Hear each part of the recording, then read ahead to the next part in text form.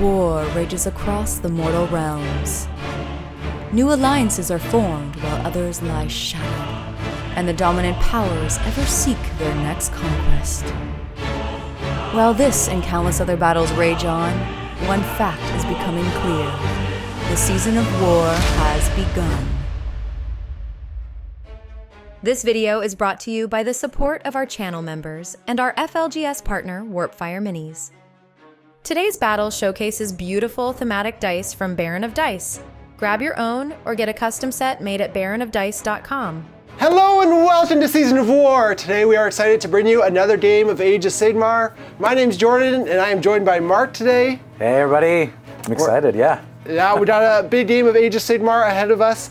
I'm excited to bring out the Slaves to Darkness. Mark, you're playing your Idoneth Deepkin. Yeah, my first AOS army. It's nice to be back. Yes, a cultured elf player, we always like to say. Absolutely. But diving right into things, the mission we're playing today is the Better Part of Valor. So there's 6 objectives on the table. It's hold 1, hold 2, hold more for storing. And if you have a unit kill an enemy unit on an objective, your unit becomes dominant while they control that objective. That gives them plus 10 to their objective control score, but it gives your enemy, if they are the underdog, plus 1 to hit against them. But that's it for the mission. Mark, do you want to take us through your list? Yeah, absolutely. So I'm going Achillean Beastmasters, loving my eagles and my mounted stuff, turtle as well, and that gives everyone plus 1 to hit. The Eidolon is my general, and my general has the 2 artifacts, can only hit me on 4s in combat, and then also every 6 ability or weapon ability doesn't work on this unit, which is so good on the Eidolon. Everything's just super speedy. I also decided to bring Black Talon, that regiment, so that's why I'm a 2-drop here. Black Talon's really interesting. You have the hero that's actually an Idoneth hero, so can cast all the Idoneth spells. And Neve can also just teleport to and from either unit, which is awesome. Lots of teleporting all over the board. And going for the Aether Rock Machinery as my manifestation lore. Got 3 casts between them all, so it might be nice to have cogs out to be able to reroll charges if I set that up right. Pendulum is always really annoying to deal with, and the swords just love getting rid of wards. They're so good for that. So if ever a ward comes up, it's always a great thing to have. Awesome. Well, I'm playing the Slaves to Darkness, and since the changes in the recent Battle Scroll and New Tome and all that, I've been excited to test out this kind of list, which is running a Horde of Dark Oath. Obviously, we know the sub-faction I'm playing is going to be the Dark Oath Horde, which brings them back on a 3-up after a unit is slain. And I do that in my movement phase, but here, because they're cheaper now, I fit in 2 big reinforced blocks of Dark Oath Marauders, and they are led by actually a Dark Oath War Queen in their regiment, as well as I also have a Dark Oath Chieftain in the regiment, just to give me 2 heroes to make sure if I lose one, I have backup for the recursion of the units. So it gives slaves something they don't often have, which is screens, and I'm excited for that and some good number of bodies. And notably, because of those screens, it's going to hopefully allow me to set up the combo or the combats a little better. And that's meant I've taken 10 chosen, and instead of the Slanesh banner on them, I've taken the Khorne banner, which is going to pledge them to Khorne, which will basically give them plus 1 attack and plus 1 to wound, which is pretty good, it turns out. Yeah. And they are in Bellator's regiment because as much as we've tried and Yuri showcased trying to make other things work, Bellator is still so good. Just so good. Yeah, so we're taking him here today again. And then the last unit I have in his regiment is a reinforced unit of Chaos Knights. Again, Marauders kind of give me more bodies, so it lets me have another big reinforced block. So hoping it all works out as expected. And yeah, we're going to have some heavy hitters in here. For sure, yeah. Because I'm attacker, I dropped first. I'll be going for anti-cav with this unit here of red-tailed eels. Nice. Yeah. And then for myself, I will also be going for anti-cavalry on my chosen. Nice. But that's gonna be it for all the setup and everything. Mark, as you said, you drop first, so you'll have choice of who goes first? Yeah, I think it's gonna be Slaves turn 1. Okay, sounds good. Let's jump into it.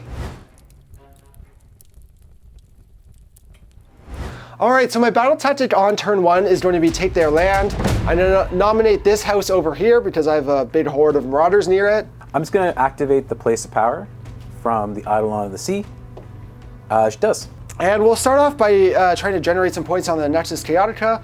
We'll get 3 here. And then I get to pledge another unit this turn, and I'm going to pledge for my center unit of Dark Oath to pledge them to Khorne, so they'll get an extra attack, because volume of attacks is nice. And then Bellator is going to get into spell casting, and he's going to start with Kronspine Incarnate. And we'll get that off on a 10. And then I have nothing else in range, spellcasting wise, or that's relevant, so we're not gonna risk the miscast, and that will be it for my hero phase. So I'm gonna spend a CP and respond with a magical intervention from the Eidolon. Yeah, we'll do a teleport. And I get that on a 13. All right, then jumping into movement phase, I am going to start off, I've got to spend a CP to get enough bodies over there, and I'm going to auto run my Dark Oath Marauders now that you've got someone there, so we'll start off using that CP.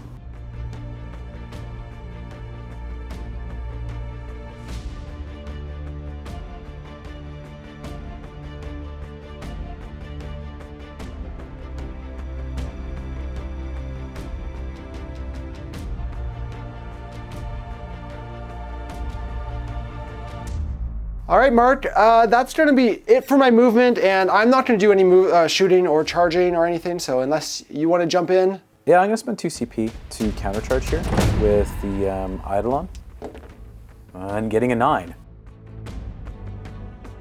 And then it's your activation first. Okay, yeah, so we will have some fighting this turn, and we're going to go first, yeah, with the Dark Oath. We'll be putting 41 attacks into the Eidolon. So that'll be 15 attacks going through at no rend 1 damage. 2 ups because the all defense. Save them all. Nice. Eidolon is just gonna smack back. And I'll go for the all-out defense here. Yeah, 5 attacks with the trident on 3s for 2. 5 up saves. 1 goes through. D3 for 1. 6 attacks. 3 for me, no rend. So 4 ups here. 3 go through. 1 damage each. Yeah, so that'll be 4 Dark Oath Marauders dying. They are in range to deal the mortals. So looking for, I think, 5s here. We get none, so no mortal wounds in return. And that is going to wrap things up for the turn. So notably, I'll still get my tactic because you didn't completely, you would have had to kill a lot of Marauders to deny that. But we will get the tactic of take their land, so that'll be 4 points there. And then I hold 1 and 2 objectives, but not more than you. So it'll be an 8-point turn in total, which is really all you can expect on a mission like this from an army that isn't, I guess I could have set up to be a little faster. There was a world in which I 3d6 charge Bellator and try and get him in over there to that objective, but just exposed me a little more than I would have liked. Yeah.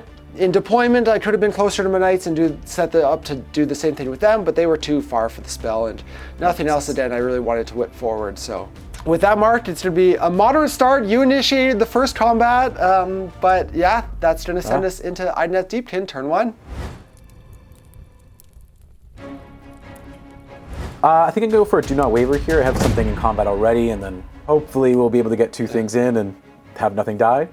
Starting for casting with the Eidolon for, gonna go for Arcane Corrosion on the unit of Chosen. I get that on a 9, because I got the +1. We'll try to unbind it. On an 8, you get it. So -1 to their rend profile.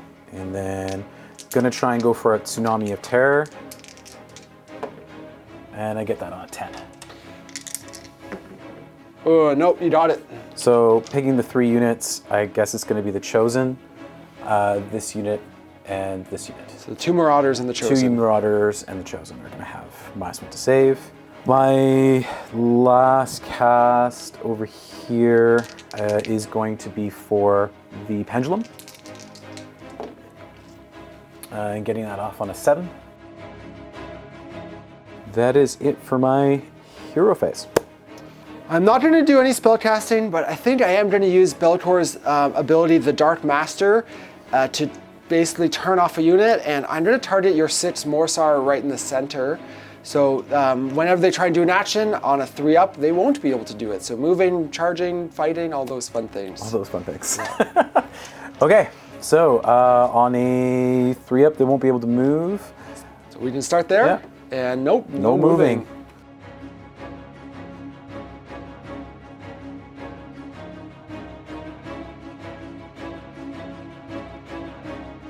That is it for my movement. On to shooting. Shooting with Neve. So Neve's just going to shoot at Chosen. 3 shots. I'll go for the all-out defense here. Makes sense. 1 wound. Rend 1. We save it. Cool. Going with her into... I'll just shoot the Chosen. Hitting on 3s for 2 at Rend 1. Back to 3s. We save them. Nice. That is it for my shooting. On to charges. So starting with those 3 eels over there. Try and charge. They get a 6. And then Neve going in. She gets a 5. Mortal wounds on the charge from the eels into the Dark Oath. 2 plus D3 for 5 total. So yeah, on a 3-up, I'm gonna have no commands from the Rampage from the Eidolon. No commands. Cool, we'll activate first with the Eidolon. Eidolon's just gonna put all of its attacks into the Marauders there. 1 for me, Rend 1. Goes through. D3 for 2. 6 attacks. And 1 there. Goes through. So 3 damage in total. Yeah. All right, let's see if we do mortals back this time. We deal 1 back to the Eidolon. 5 up. Save it. And then I'll just have all the Marauders pile in to the eels and put all their attacks in there. So 4s and 3s. So that'll be 10 at no rend 1 damage. So exactly half. So 1 eel dead, 1 with 1 wound. And Neve will go next. 6s are crit hits. 5 for me. Rend 2, 2 damage each. It's 10 damage total. So that's to kill my last 8 Marauders. They will do mortals back though on 5s. Oh, now we got some 5s. There's gonna be 3 mortals back. Ouch. And she's just gonna take that on the chin. And then Neve on a 3-up is gonna be able to teleport away. She does. It's just piling on the eels onto that backline objective. And that's it for my combats. Nothing's died, thankfully. And I've had 2 things fight. No waiver completed. Yep, so get the battle tactic and you sneak onto another objective. Yeah, so I'm pretty happy with that, having hold 1, hold 2, hold more. A double here is not really satisfying because obviously eels are dark mastered here. And so you've opted to be a little more conservative because of that. Yeah, so it's going to be interesting to see where this goes with the next turn, because I think you're in a real good spot to just apply. Yes. Apply everything forward for sure. Well, with that, let's go into priority for round 2. That's a 4. I had a 4. You gave me first march, so I will win ties. And it's a decision. It's an interesting one. And I do think I'll take the turn here. Let's see if we can make good use of it. And yeah, jump into Slaves to the Darkness, turn 2. All right, so my battle tactic this round is going to be attack on 2 fronts. So I have to take 2 objectives, one of which you have to have had control of, Mark. And then we'll try and generate some more points on the Nexus Chaotica. We'll get 4, so it's up to 7. And then into spellcasting, Bellator is going to try and cast Enfeeble Foe onto your Eidolon. And we'll get that off with an 11. Try and unbind it. You got it. All right, so that's going to make him -1 to hit. I don't think you have any crit effects, but it would negate those as well. And then with his second cast, he's going to go for Demonic Speed onto my Chosen. And get that off with an 8. Gonna try and unbind that. You got it. Okay, so we are charging on 3d6 with the Chosen. Uh-oh. And I am then also going to pledge my Chaos Knights to Slanesh this turn, which is going to give them a 3d6 charge as well. Lots of 3d6s. Yeah. And that's going to be it for my hero phase. Gonna try and go for a magical intervention. through the Eidolon. Eidolon's just going to try and teleport the unit of eels. And I do get that on an 8. Might as well try to unbind it. No, you got it. So these eels are just going to leave. And then I'm going to try and rally with the eels there. So. Nothing spicy. One shy. One shy. Just healing that wound. Then we are into movement. And I'm going to start by trying to bring back one of the units of Marauders. So looking for a 3 up here. We get it. So they're coming back at half strength. And then we'll get into the rest of movement.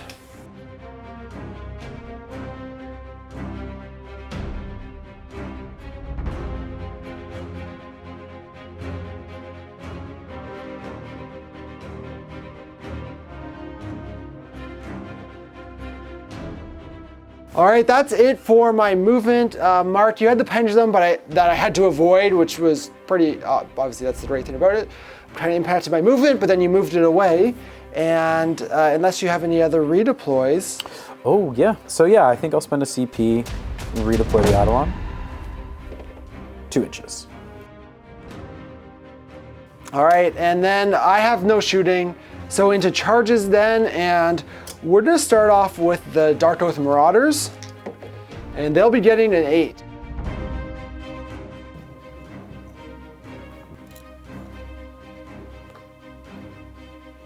And then we'll charge Be'lakor. Snake Eyes, he's gonna spend a CP for forward to victory and re-roll that. Into a 12, perfectly statistical.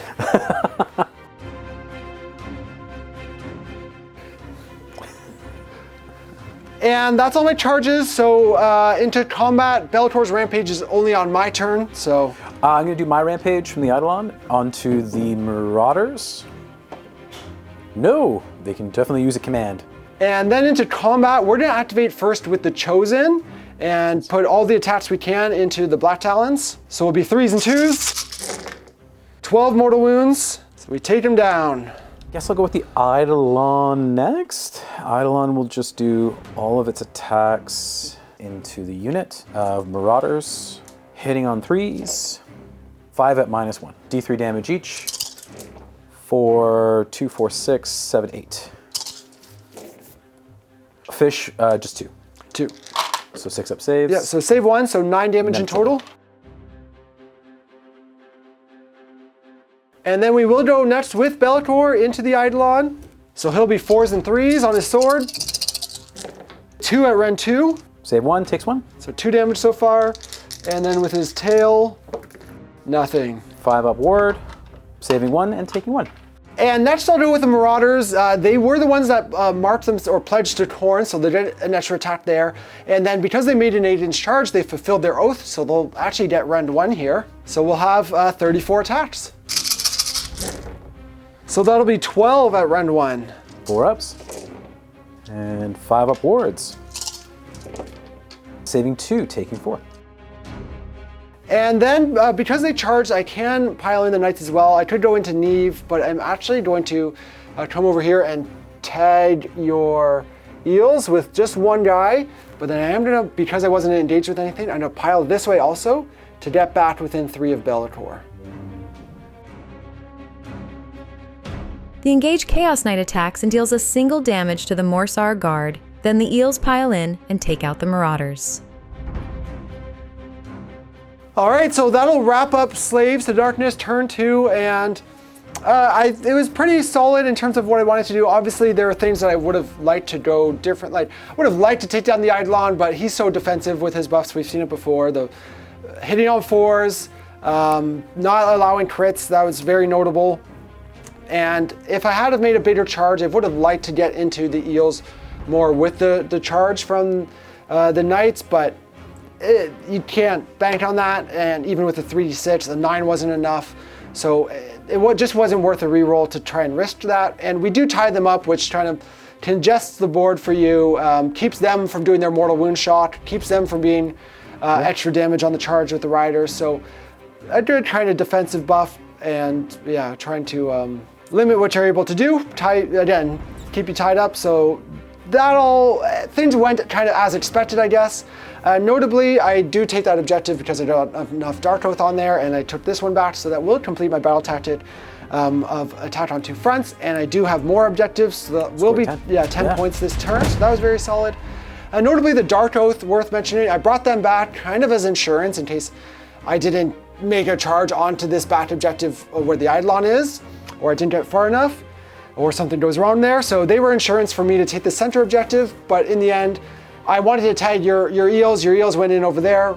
It meant they were kind of wasted because I didn't really need them, and they were just slaughtered, but it did save attacks from going into the knights. So they did not do nothing. They saved knight model wounds, so which is more important. So Yeah, for sure. yeah, so satisfied with that, but that'll be it for slaves. And Mark, we can jump into Idoneth Deepkin, turn 2. Cool, so I'm gonna go for Take Their Land on this tower here. On to casting. Eidolon's gonna try and cast Tsunami of Terror. And gets it on 10. And I failed to unbind. She's gonna hit both the Chaos Knights and the Chosen. So I guess these guys as well is the third choice. The Marauders. And then I'm gonna go for the No Rend on the unit of Chosen. Get that on a 10 as well. Oh, we tie it. Oh. You get it. -1 save, -1 to rend on them. Lorei is going to try and teleport the Steeds of Tides. And she does on a 7. You got it. No unbinds left. And that is it for my hero phase. Cool. Jumping into movement.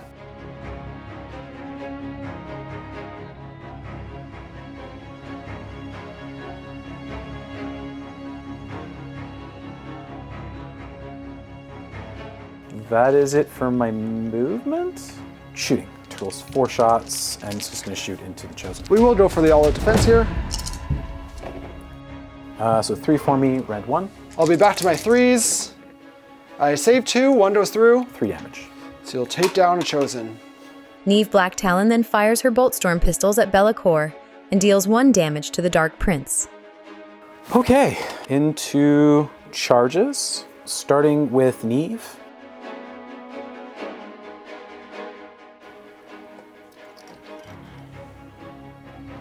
That's it for charges.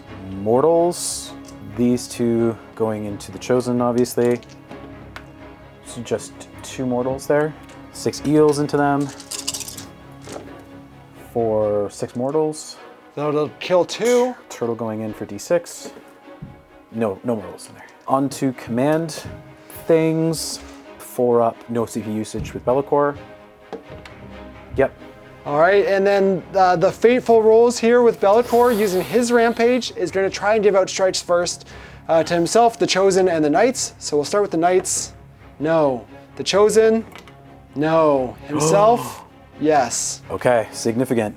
But the Chosen will use their strike twice here, once per battle. With that, Be'lakor is the only one fighting first, so we will start with him. And he is going to pile in and put all his attacks into the larger unit of Morsar Guard. I'll defense this then. 3s and 3s. That's going to be 4 at rend 2 for 2 damage.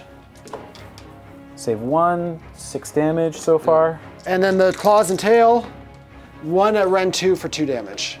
5 up, goes through. So 8 damage in total. 5 upwards. 1 eel dead and 2 wounds another.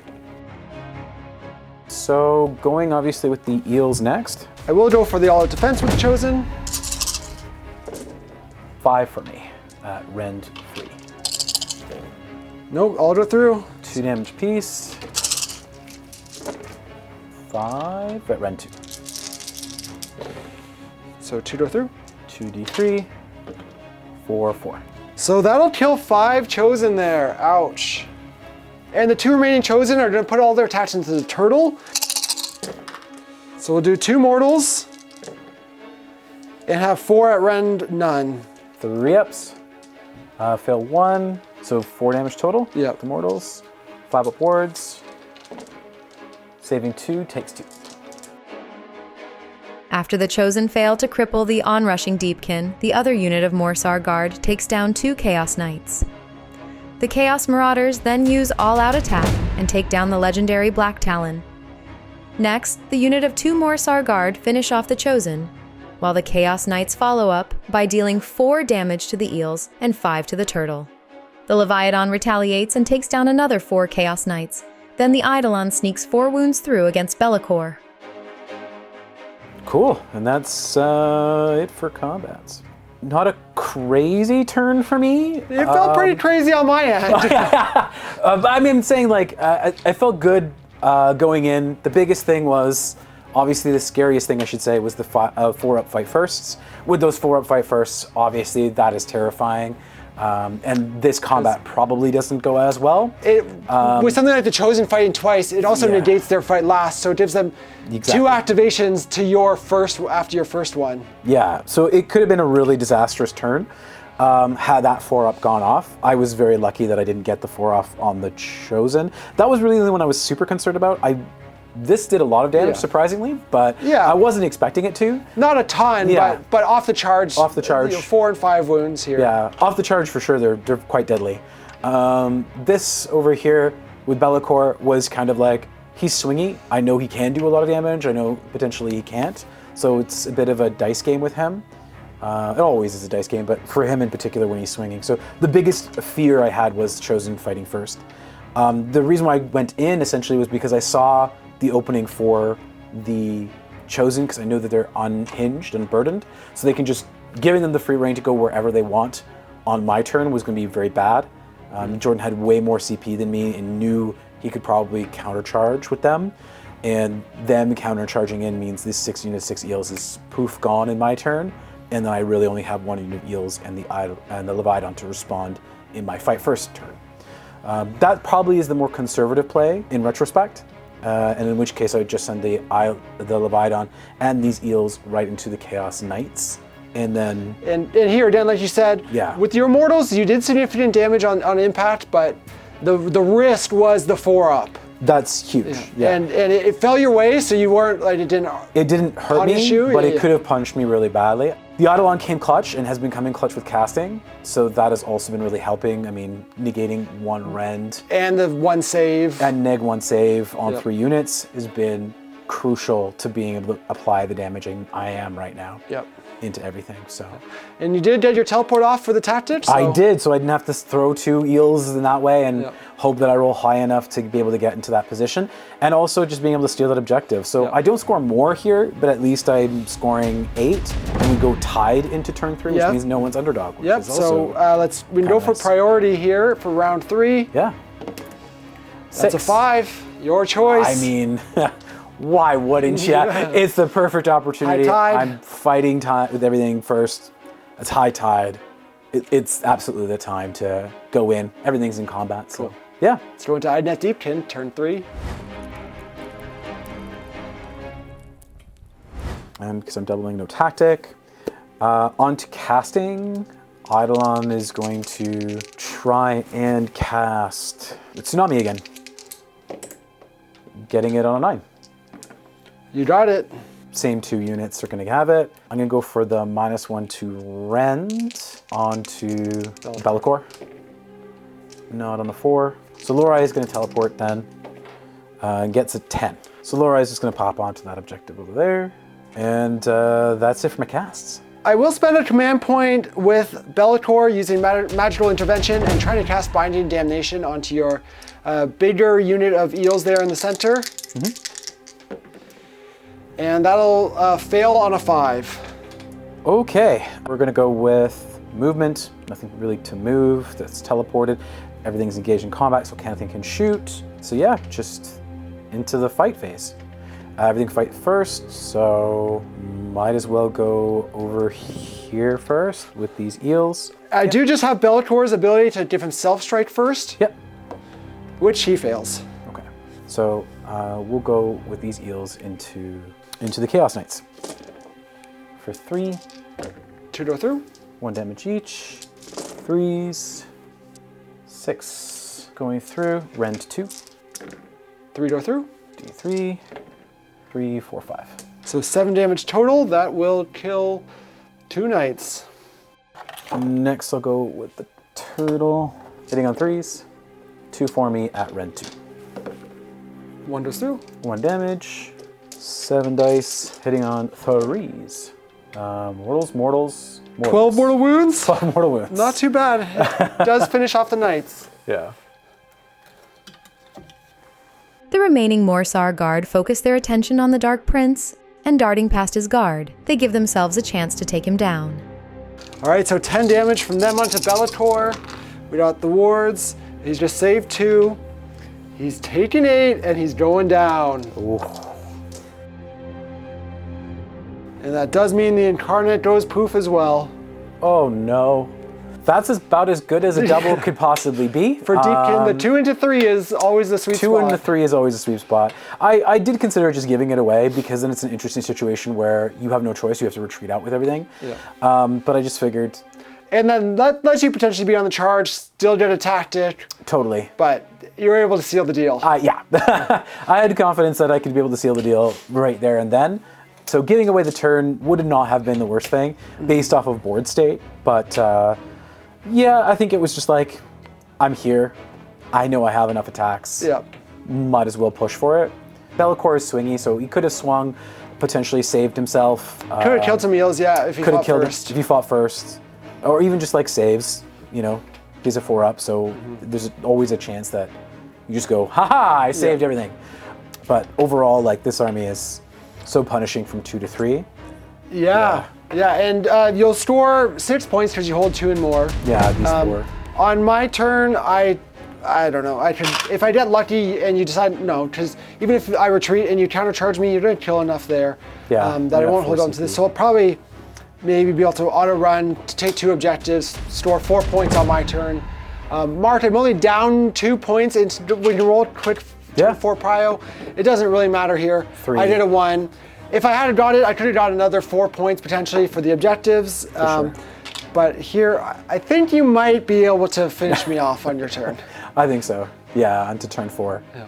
And it's funny, we didn't plan this matchup at all. No. We didn't talk about what armies we were playing, and just so happened to have another Deepkin Slaves matchup, which is interesting because me and Yuri played it recently. Yeah. And what seemed to be a big difference in this matchup has just been the speed of Deepkin. Yeah.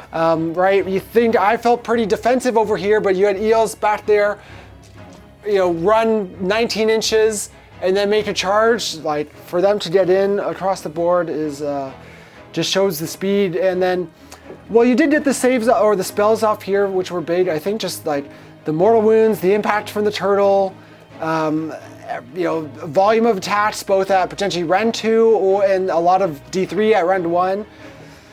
Deepkin's showing why they've been kind of having a resurgence. Yeah, and to be honest, I didn't believe it. I really didn't, because I've been burned by Idoneth. Like, I've played Idoneth all the way through it was my first army, and I could not make it work. I was not successful with it for a very long time, and I feel like now it's finally in an interesting place where, okay, I see kind of how you can play it and outmaneuver and punish your opponents, especially when you end up getting your spells off, right?